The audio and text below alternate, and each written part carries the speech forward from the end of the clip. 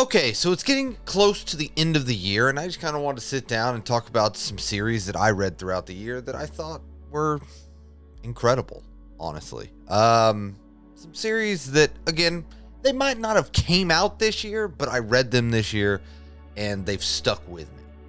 Some I've been reading recently, and others that I read kind of more towards the beginning of the year. But yeah, so let's talk about some manga. Hirayasumi. For someone that reads a lot of, shonen action and stuff like that, it's always nice for me to find a series that doesn't have great battle sequences, that doesn't have like those tropes that while I really enjoy them, it just kind of branches out of my normal reads. And that is definitely this series. And I also really liked that it had an older protagonist. I think as a person that is getting older, it's kind of nice to see someone that is not like 15, 16. It's like 29, 30. That is really nice. I really enjoy that when series do that. And you'll see maybe one or two more on this list. But the story of Hiroto and befriending this old lady and then getting willed basically this house, and his relationship that he builds with his cousin, Natsumi, I don't know, man. It really connected with me. It's just one of those series that I didn't know anything about, and then as you start to read it and start to learn more about these characters, you can't help but kind of fall for them, and want to see what they're doing and see how they just go through life. Which is perfect for this kind of slice of life manga. And I think the writing is really good. The art is nice. And I think for me, if you're looking for a series to kind of get you into the slice of life genre, especially this kind of ongoing series, I highly recommend it.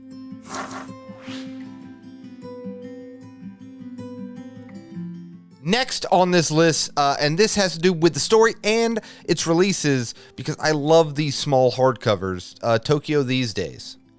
This is an older series. It's kind of getting re-released in this hardback format. It's actually done. I think all 3 volumes are out right now. This series is about someone that is retiring from like kind of the manga industry. And again, I'm a sucker because I love manga.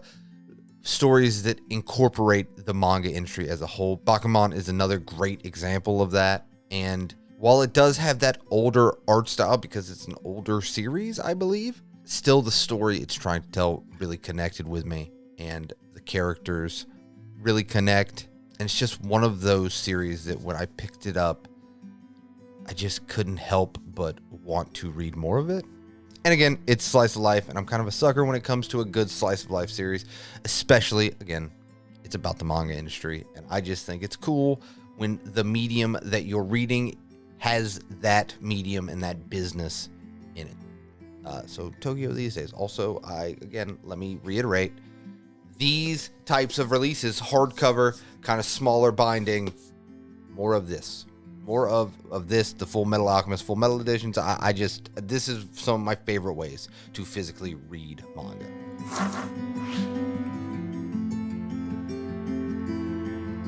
The Fable.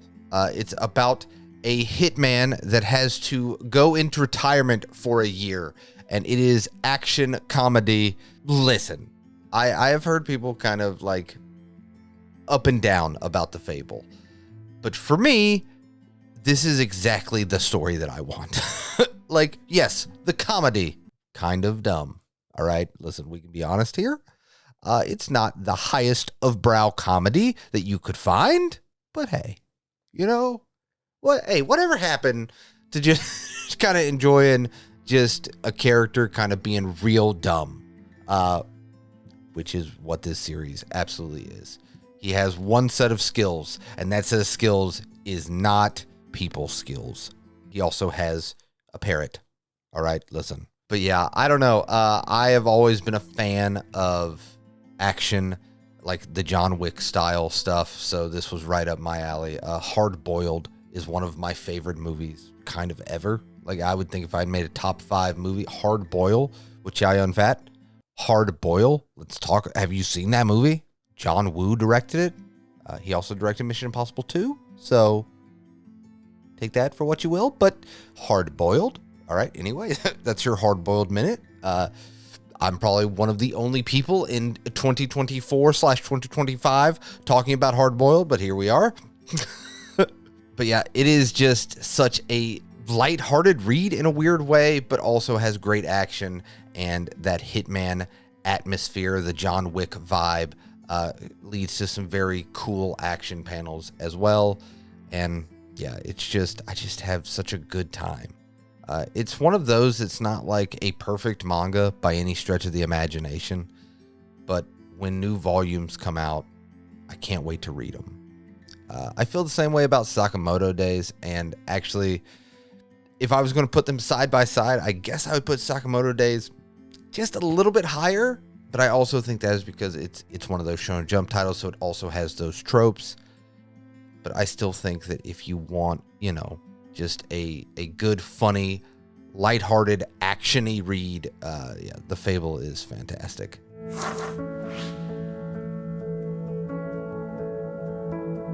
Another series that I had always heard about, and I have a weird, I guess, history with this series. My buddy Rex loves this series to death. Probably one of his favorite series, I guess, if he had to rank it. But I had kind of tried to watch the anime of it and hadn't finished it all the way through. And it was a manga series that was so expensive that unless I was going to read scans or something like that, I just figured I would never physically own it. And then they came out with these deluxe editions. And now I have fallen in love with this series.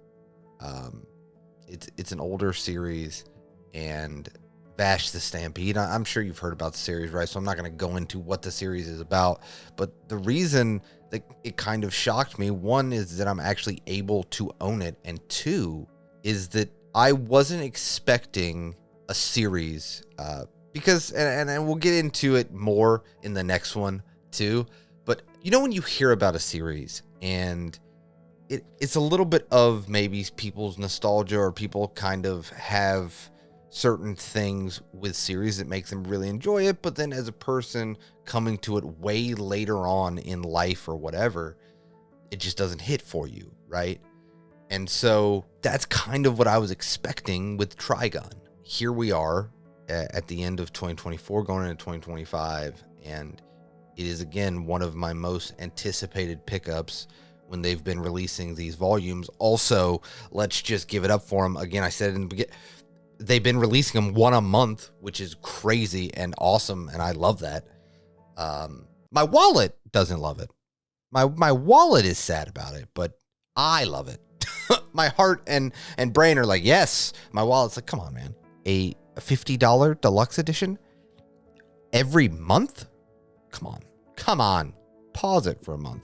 But thankfully, I've been really lucky and been able to catch them on deals for like 25 or 30, whether it be on Amazon, Crunchyroll store, or like Books A Million did a bunch of Black Friday kind of sales where it was like buy one, get one 50% off and things like that. So I haven't paid the full 50, thankfully, and been able to get them around 25 to 30 bucks a piece.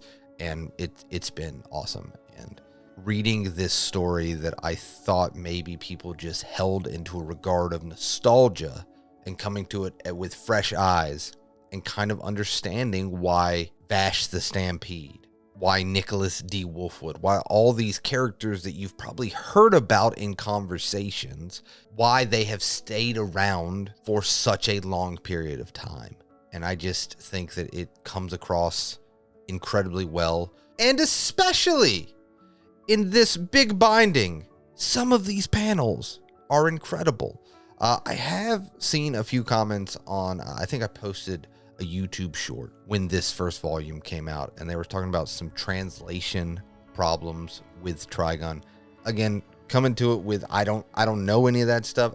Nothing has stuck out to me while I was reading it like, oh, this translation is wrong. But again, I don't know what it was originally supposed to say.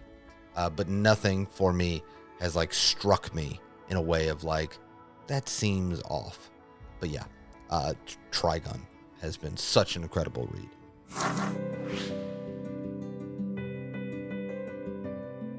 on this channel, I have talked about Hunter x Hunter and be like, not for me, you know?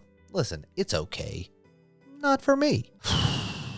I was wrong. Growth, end of the year, resolutions. Growth is being able to admit I was wrong.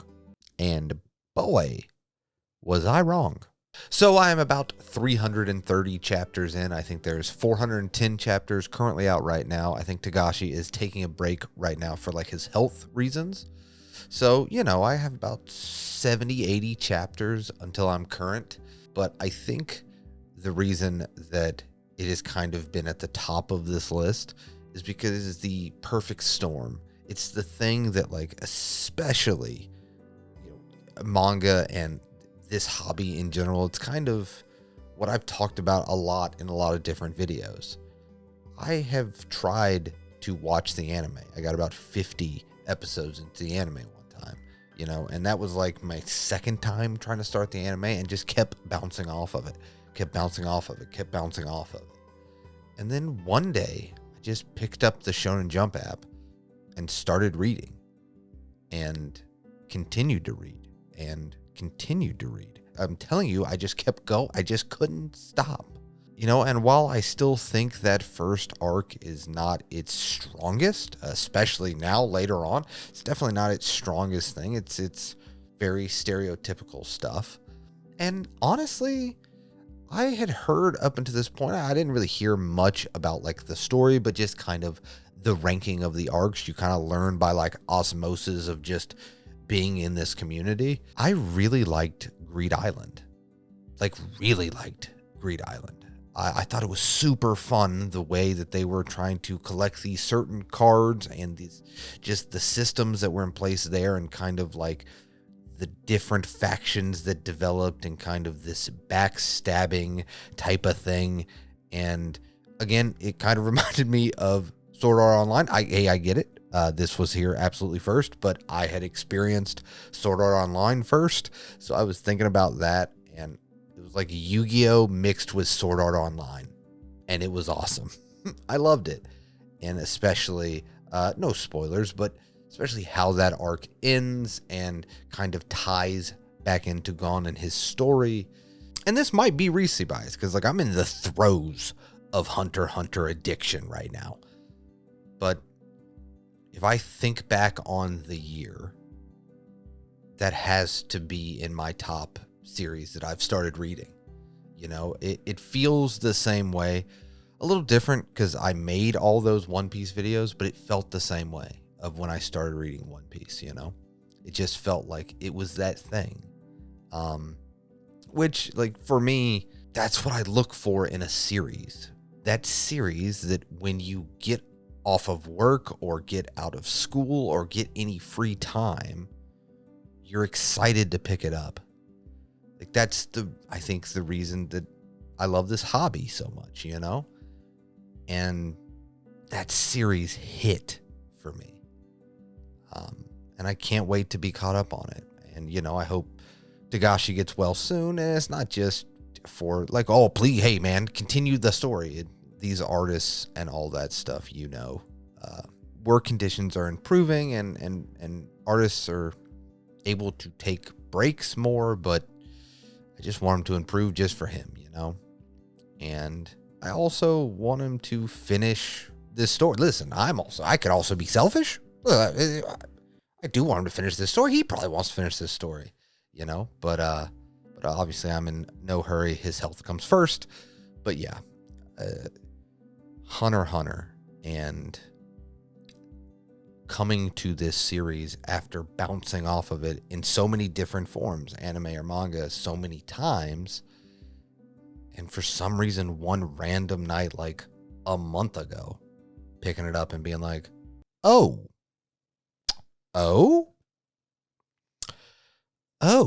this is what people were talking about. Oh, I kind of get it now. Hunter x Hunter's good. Boom, boom, boom. Like the shocking music had. Dun, dun, dun. I know, hot take. Whoa, hold on. Whoa, you're saying? Wait a minute. What? But yeah, those are just some of my favorite series that I've read in 2024. And let's talk in the comments down below. What What are some of your favorite series that you picked up in 2024? Like, what got you out of your comfort zone, and what are some series that you think back to and you're like, these stuck with me throughout the year? And as always, I appreciate you guys that made it to the end of this video. It means the world to me. And I hope that if you're having a bad day, it gets better. If you're having a good day, it becomes fantastic. I'll see you in 2025.